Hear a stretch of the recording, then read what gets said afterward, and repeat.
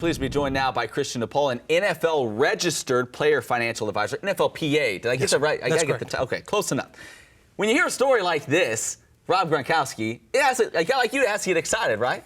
Well, I wouldn't be excited if he was my client. Yeah. But yeah, that's a great example of the way people should be handling their situation, especially NFL players. Now, unfortunately, far too often we hear the flip side, the negative stories of guys who make millions and end up blowing it all, ending up broke.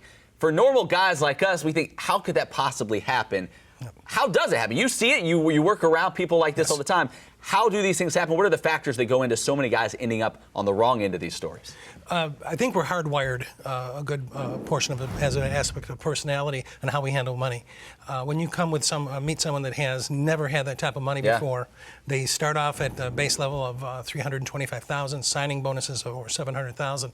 They get paid 18 times in the year, and that's just during the season.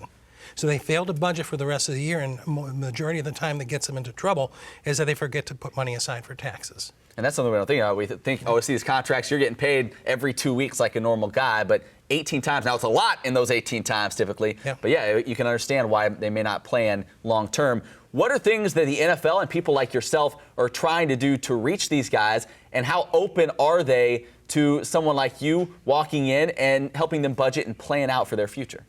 Well, the NFL has helped to create the NFLPA, the NFL Players Association, and has created this program, the Financial Players Program, for exactly that, to reach out to at least provide a venue of financial planners such as myself that have been vetted by the organization. We're not endorsed, we're not promoted in such a way that makes that we're the only ones that they can use, but at least they know that we've gone through the vetting process by the NFLPA.